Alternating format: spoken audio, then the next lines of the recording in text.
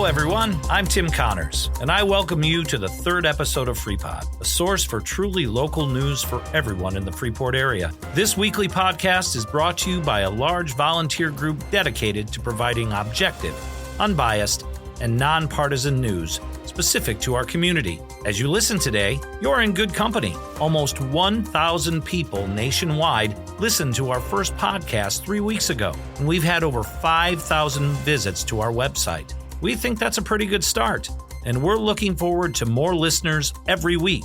Where are you listening from?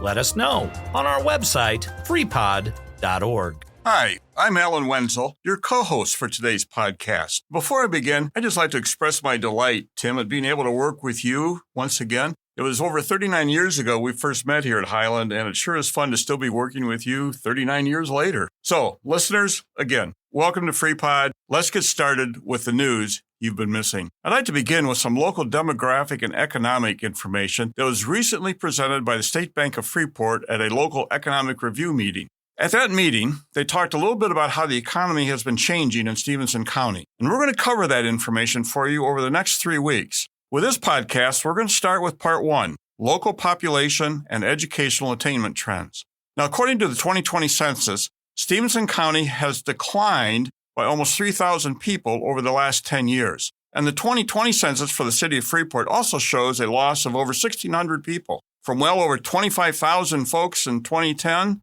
to 24,000 in 2020. Now, the county has also continued to see a larger percentage of its population aging, and now over 45 years old.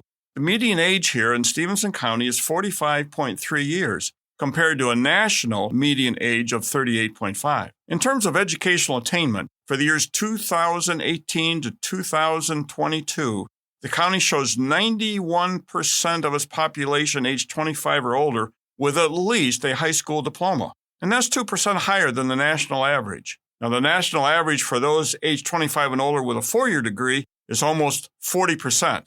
Stevenson County percentage is just over 20%. Again, we thank the State Bank of Freeport for providing this data. And next week, we're going to take a look at some more important economic statistics and indicators for the county and for the city of Freeport. In local education news, teachers, administrators, students, and parents from Center Elementary School in Freeport have something to celebrate. Their school has earned a Best Elementary School distinction from U.S. News and World Report, placing the school in the top 40% of all schools in the state of Illinois. Center School is part of Freeport School District 145. The school's Facebook page says that student growth has been tremendous. Though they still have room to grow, these awesome kids, families, and staff members are putting Center School on the map. Speaking of educational institutions, Highland Community College has recently opened a new welding lab. Welding training courses have been offered at Highland for decades, but this bigger, up-to-date facility will help increase the capacity to meet regional workforce demands. Opening just this last December, the lab more than doubles the size of the original space. It includes all new equipment for welding machines, an exhaust system, safety curtains, and gas lines are directly plumbed into each workstation for enhanced student safety. The college continues to work with its advisory committee, which includes local manufacturers and the Plumbers and Pipe Fitters Union, to evaluate welding program offerings and ensure that local instruction is always current with the latest welding procedures. In very exciting local business news, Amity's Attic has moved to the Freeport Lincoln Mall. A grand opening is scheduled for this Saturday, January 20th. Clothing and household items are among the many items available at the Attic. Countless volunteers have dedicated time, funding, and materials to make the move a reality. The move to the mall is a significant milestone in the organization's history. Founded in 1880, the Amity Society of Freeport is one of the oldest children's charities in the United States. The Amity Daycare and Learning Center was opened in the 1960s, and since then, Amity's Attic has raised over $1 million in support of its efforts. Amity's Attic will have new hours from 10 a.m. to 4 p.m. Tuesday through Saturday. In this week's Sports Snapshot, we have more 1,000-point achievers. Congratulations to Orangeville High School senior Whitney Sullivan and junior Lainey Cahoon, who both hit the 1,000-point mark at recent basketball games. Chris Cahoon, Whitney's stepdad, is an assistant coach for the Orangeville Broncos, and Laney's mom, Julie Cahoon Jackson, is the JV coach. Congratulations to these cousins on all those buckets. And by the way, there's a lot of terrific girls basketball being played this year at local high schools. If you want to watch the action in person, go to a school's website to find the season schedules for not only the girls basketball, but also the boys. And do the same for checking out the schedule for Division I top-level junior college men and women's basketball at Highland Community College. Looking to the week ahead in events, please note that the Day of Racial Healing scheduled for last Saturday was rescheduled due to extreme winter weather. It will now take place on Saturday, February 24th. Refresh your memory on the agenda at the FreePod website. Also, this coming week on Tuesday, January 23rd, the League of Women Voters of Freeport is hosting a candidate meet and greet at 6 p.m. at the Freeport Public Library. This year's program is being co-sponsored by the Freeport branch of the NAACP.